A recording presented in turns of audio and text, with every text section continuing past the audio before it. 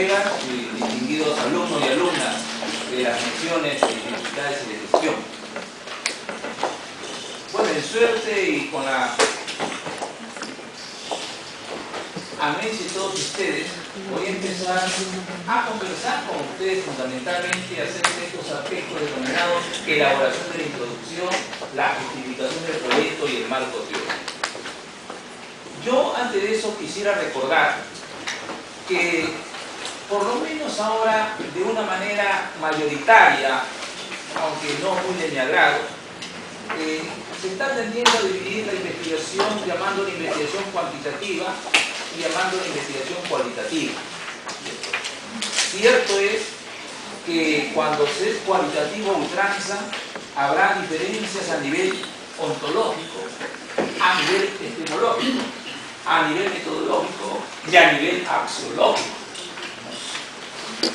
Por ejemplo, a nivel ontológico, la palabra o el punto central es qué cosa es la realidad. Y la realidad es algo que está fuera de nosotros, algo externo a nosotros que nos toca descubrir, o la realidad es algo que nosotros vamos a elaborar en función del equipo mental que tenemos y que, claro, está es producto de la larga evolución como personas desde el momento que nacemos hasta el momento actual. En el sentido epistemológico, el procedimiento para lograr el conocimiento debe seguir un método duro o es posible un método, digamos, más flexible. El nivel metodológico, evidentemente, se juega a nivel de instrumentos, no digo que únicamente, pero a nivel de instrumentos. Por ejemplo, podremos captar la sutileza del comportamiento humano a nivel psicológico, a nivel educativo, a través de cuestionarios, por ejemplo, de respuestas cerradas, o sería mejor captarlo a través de instrumentos que posibiliten la respuesta del sujeto en toda su plenitud. A nivel axiológico, el investigador, ustedes, pueden hacer abstracción de sus valores personales, producto también de su evolución como personas, al momento de interpretar los resultados, o deben introducirse, entre comillas, en la investigación con todo su equipaje valorativo, actitudinal. Lo que vamos a conversar, indudablemente, en cierto sentido, se orienta más hacia la línea que, bueno, se está llamando cuantitativa. Y es porque la mayor parte, el entrenamiento de casi todos nosotros, o de todos nosotros, está centrada en ese punto. Y por eso también la orientación un poco más hacia lo cuantitativo. Ya la colega Mónica del Águila, la coordinadora, y nuestra distinguida amiga y colega, ha expresado ahora las reglas del juego han cambiado. Podemos elaborar tesis en grupos de 2, de 3 o el que quiere de 1. Pero eso evidentemente va a requerir un trabajo quizás diferenciado en ciertos aspectos. Yo ahora me voy a referir a la introducción.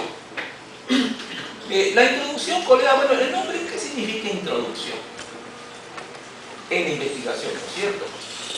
La introducción y el título, además del resumen, claro está, es la última parte que se elabora en una investigación. Sea cuantitativa o sea cualitativa, es la última parte. Evidentemente porque el título tendrá que ser conjugado en función de ciertas variables y claro está, se elabora al final, y porque la introducción ya habla de datos que de alguna manera ya han sido trabajados. Entonces vamos a entrar a este aspecto. La introducción. Vamos a adoptar la definición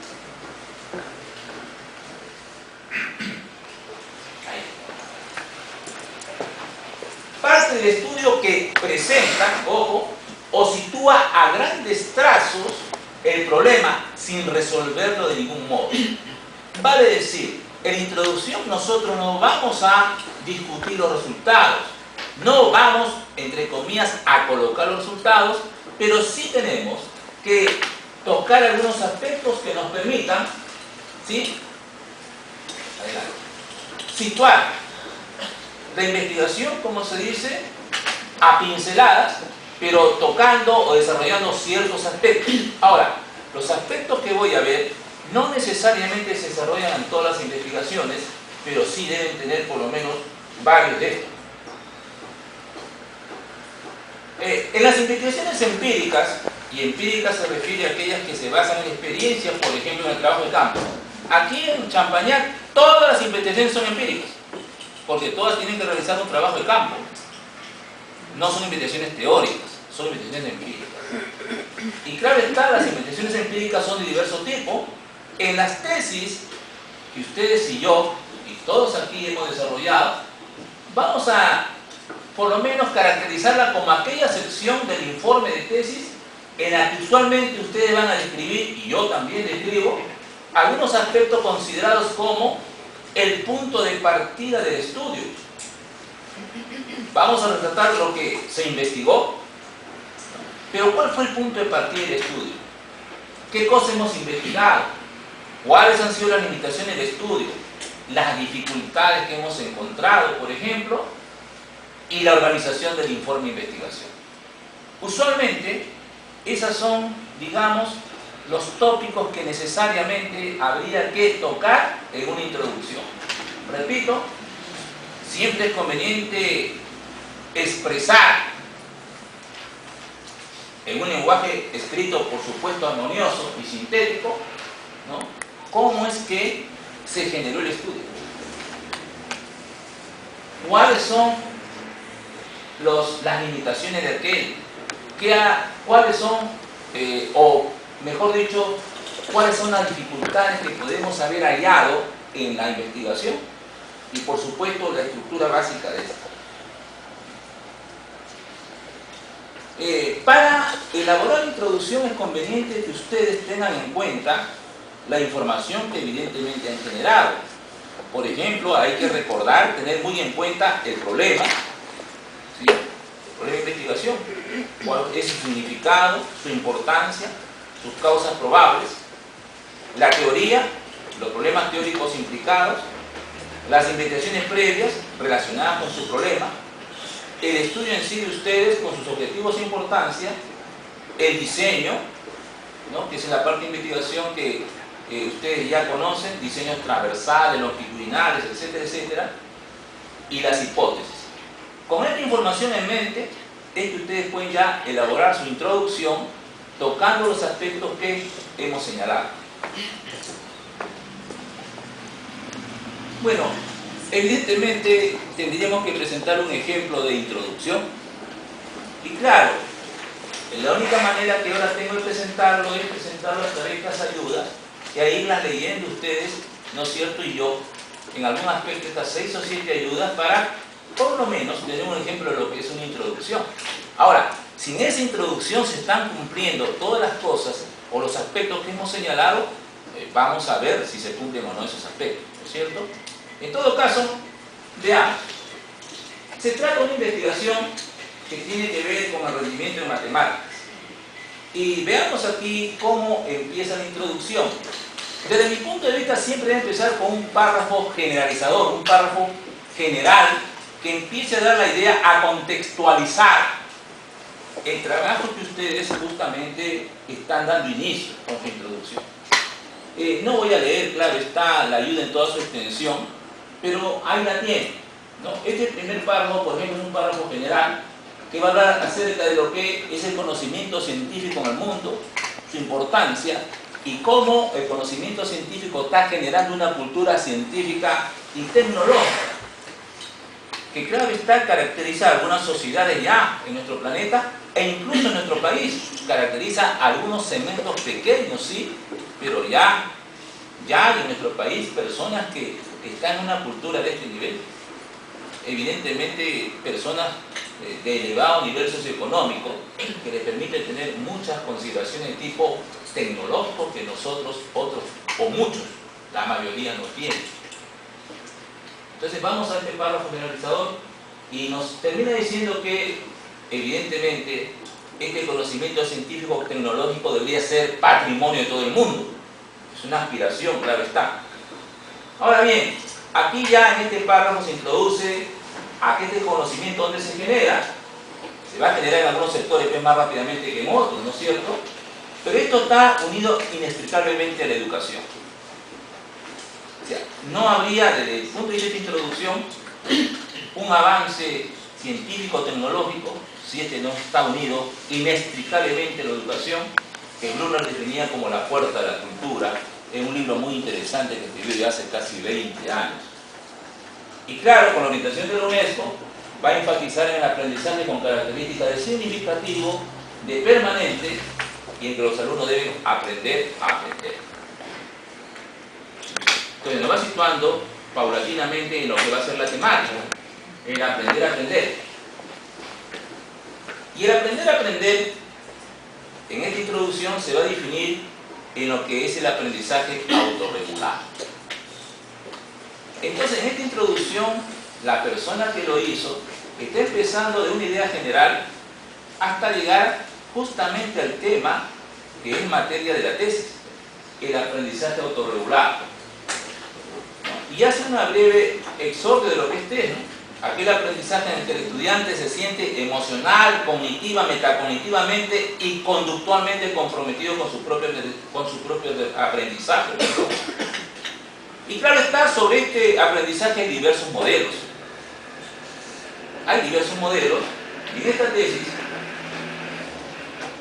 el colega de corrección de esta tesis se va a centrar en un modelo, el modelo de Paul Pintrich y Marion de Brot.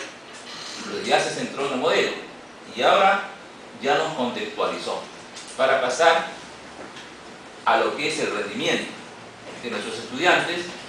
Nos habla de que evidentemente es bajo, lo cual significa un grave peligro pues para la persona, para la familia y para el país en general.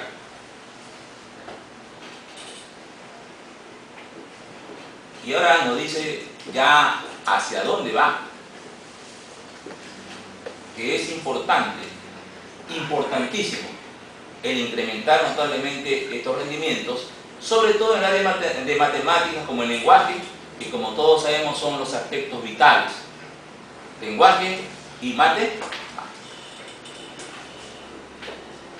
Y remarca que esto pudiera lograrse si los estudiantes fueran aprendizajes autorregulados.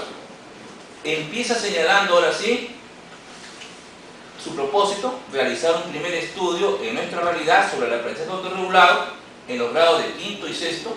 Ya señala incluso los grados de estudio y dice por qué. Porque es un segmento importante. Cuando uno está en quinto y sexto grado está alrededor de los 11 años. Y los 11 años, desde el punto de vista piagetano, corresponde a los pródromos de la aparición del pensamiento formal. Y es justamente esa época en la cual otros investigadores, por ejemplo Feuerstein, han centrado su acción para intentar modificar estructuras cognitivas. Y bueno, ahora sí ya señala con claridad lo que va a realizar, ¿no es cierto? Va a realizar un estudio acerca del aprendizaje autorregulado de nivel de educación primario, señala su tipo, descriptivo y correlacional, y también señala que es psicométrico. ¿Por qué psicométrico? Porque va a construir también un cuestionario que va a permitir medir, y gracias a esa medición posteriormente valorar los niveles de aprendizaje autorregulado que pueden haber adquirido los niños. Nos dice algo más, que es que en este modelo hay aprendizaje autorregulado y hay estrategia de aprendizaje y que hay el aspecto de la motivación. Pasa a explicar brevemente el componente motivacional, ve acerca del cuestionario, ¿sí? Todo en párrafos concretos, y pasa finalmente a la estructura de la investigación. Usualmente, en una introducción, hay que finalizar señalando la estructura de la investigación. En este caso te dice los 5 capítulos, te dice sintéticamente lo que contempla o contiene cada capítulo, ¿no? Para finalizar la introducción de la tesis. Si analizáramos con mayor detenimiento, claro, si tuviéramos este material por escrito, lamento no haber traído este material por escrito, nos percataríamos que se está por lo menos cumpliendo con varios aspectos que señalamos que debía tener una introducción.